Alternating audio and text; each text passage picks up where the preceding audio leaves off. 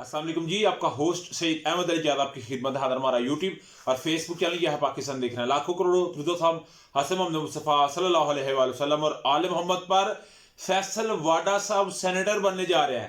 फैसल वाडा साहब ने कागजात नामजदगी सेनेट के लिए ऐवान बाला के लिए जमा करवा दिए।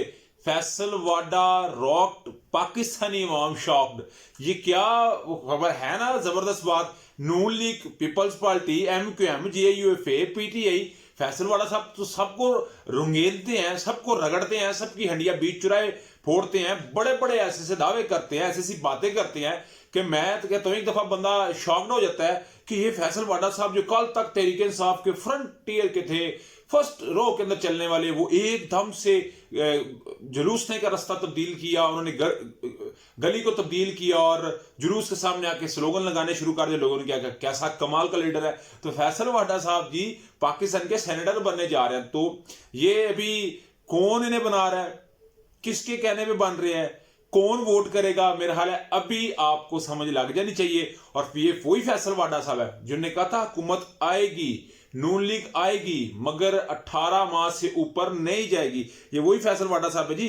फैसल वाडा साहब ने जी अपने कागजात नामजदगी जो है वो जमा करवा दिए। आप जानते हैं कि 3 अप्रैल को पूरे पाकिस्तान में डेफिनेटली सेंटरों का इंतखाब होना है। आज 6 सेंटरों का मैंने आपको बता दिया था, जिसमें असलम आबरो, सैफुल्ला, अब्दुल शकूर साहब, मीर दोस्त डुमकी साहब, अब्दुल कुदूस बजिंजो साहब इस्लामाबाद थे, ऐसे यूसुफ अल्लाह गिलानी साहब जो कि बड़े परफेक्ट उम्मीदवार हैं चेयरमैन सेनेट के। डेफिनेटली वे 6 बंदे कामयाब हो गए, मगर 3 अप्रैल को 12-12 पंजाब सिंध, 11-11 KP के बलोचिस्तान और 2 जो है वो इस्लामाबाद से, क्योंकि एक सीट तो डेफिनेटली आज कामयाब हो गए हैं। यूसुफ अल्लाह गिलानी साहब इस्लामाबाद की सीट से एक बकाया रह गया है, तो इसमें एक मुकाबला होगा, टफ मुकाबला होगा। मगर पंजाब की सूरत देखी जाए, जिसका पंजाब उसी का पाकिस्तान। मरियम नवाज साहब वज़ीर पंजाब बनी, अल्लाह लाते खैर 13 करोड़ की सरबराही मिली। तो 12 सेनेटर मुंतखब होने हैं पंजाब में, 120 लोगों ने कागजात नामजदगी जमा करवा दिए। तो मेरे पास कुछ खबर है, डेफिनेटली आपके साथ मैं डिस्कस करना चाहूंगा जी। सबसे पहले मैंने आपको बताया कि फैसल वाडा साहब ने कागजात नामजदगी जमा करवा दिए हैं, और नून लीग की तरफ से परवेज रशीद साहब जो पंजाब हो, उसे एक मामला था, इमरान अहमद खान के भी दौर में उन्होंने सेंटर बनना था मगर ना बन सके। तलाल चौधरी साहब सेंटर के लिए आगे नासिर भाट साहब आप जानते हैं, वो सी तस्लीम अलवर छीमे शाह ने ये बात कही कि मुझे नासिर भाट ने कहा कि वजीराबाद में इमरान अहमद खान ऐसा का शूटर दो, और फिर ये है उसके तस्लीम शाह साहब के इल्ज़ाम है, मुबैना तौर के ऊपर वो बात ही कहते नजर आ रहे हैं कि जी नाइजीरिया के अंदर जो है वो, कीनिया के अंदर सॉरी, जो थे अरशद शरीफ साहब, उन सारे का मामला जो है, तो ये वही नासिर भाट साहब है, इनको भी सेंटर बनाया जाएगा। कागजात नंबर जमा कराने की हिदायत कर दी गई है। फाइल फोटो जो है फैसल वाडा साहब के साथ है। नून लीग ने परवेज रशीद, तलाल चौधरी, नासिर भाट को भी कागजात नामजदगी जमा करवाए हैं। सेनेट इंतखाबात में हिस्सा लेने के लिए मुख्तलिफ सियासी जमातों के रहनुमाओं ने कागजात नामजदगी जमा करवाए हैं। और इसमें नून लीग का एक और नाम भी है, डॉक्टर सईद ने सेनेट टेक्नोक्रेट सीट पे, और नून लीग के परवेज रशीद ने सेनेट के कागजात जो है जमा करवाए हैं।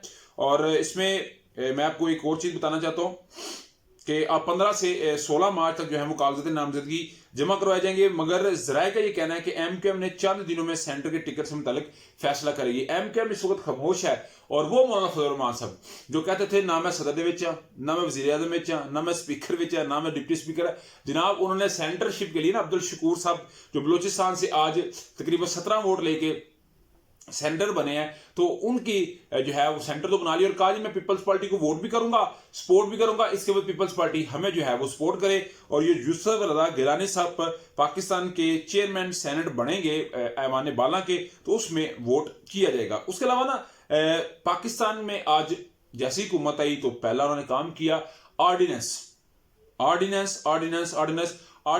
7 ऑर्डिनेंस थी जिनकी आज मशीन चली 120 दिन का, यानी कि 4 माह का, उसमें एक्सटेंशन की गई है। वजीर कानून जो है आजम नजीर तारा साहब, उन्होंने कहा अपोजिशन ने तो रोला डाला, खप डाली, मगर जैसे ही उन्होंने करारदाद के लिए कहा, स्पीकर साहब ने 120 दिन की बात कही, तो साथ ही नवीद कमर साहब खड़े हुए, उसके अलावा खुर्शीद शाह साहब, नवीद कमर साहब ने तो खड़े होकर कहा कि वजीर कानून साहब अपने ही इत्तेहादी को कहा कि अगर आप ऑर्डिनेंस के जरिए सिस्टम चलाएंगे तो फिर सारा सिस्टम रिपेटे हम घर से चलाते हैं। खुर्शीद साहब ने कहा कि जो आप के तहरीक साहब जो रोला रप्पा पा लिया है वो बिल्कुल ठीक कर रही है, पाकिस्तान सेनेट के जरिए जो है वो ऑर्डिनेंस के जरिए चलेगा, इसके लिए कुछ और मामला करने पड़ेंगे। तो जो जी मामला सामने है।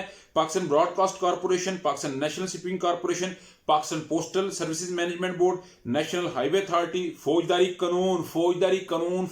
कानून, निजकारी कमीशन और टेली मवासलात अपीलेट ट्रिब्यूनल के क्याम, यानी कि इनके अंदर जो ऑर्डिनेंस जारी हुए थे उसमें 120 दिन की एक्सटेंशन कर दी गई है कि ये अपने अपने एंड पे 4 माह मजीद काम करेंगे। और उसके ऊपर आज जो है वह तहरीक इंसाफ ने बड़ा शोर डाला। जैसे ही ये मामला हो तो बाहर आज आ गए, जिसमें बैरिस्टर गौर साहब थे, असद कैसर साहब थे, और जो कायदे हिज़्ब इख्तिलाफ के लिए नामजद जिनका अभी तक अनाउंस ही नहीं किया जा रहा, स्पीकर कौमी असम्बली की तरफ से उमर अयूब साहब। तो आज मैंने असद उमर साहब को देखा, असद कैसर साहब को मैंने देखा।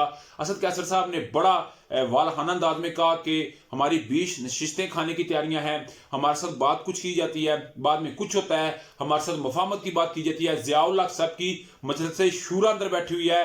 मैं अपनी पाकिस्तानी कौम को, अपने वोटरों को, सपोर्टरों को, तहरीक इंसाफ को कहना चाहता हूं कि ये जंग बड़ी लंबी जंग है, ये जंग हम जीतेंगे। अभी मुज़ाहमत की सियासत करनी है, अभी किसी से मुफाहमत नहीं कर रहे। बड़ा पोलाइट, याद रखिएगा, स्पीकर किसी भी असम्बली का जो आता है ना, वो बड़ा पोलाइट, हम्बल्ड और टॉलरेंट एक इंसान था, यानी बुर्दबार, सबर वाला, अमन की बात करने वाला, भाईचारे की, दोस्ती की बात करने वाला वो स्पीकर होता है। और असद कैसर साहब को आज मैंने बहुत जो है वो आउट ऑफ द वे जाके जो है ना क्रीज से निकल के खेलते हुए देखा है। तो बस दुआ करें कि जो है वो अल्लाह ताला पाकिस्तान के लिए कोई आसानियां पैदा फरमाए।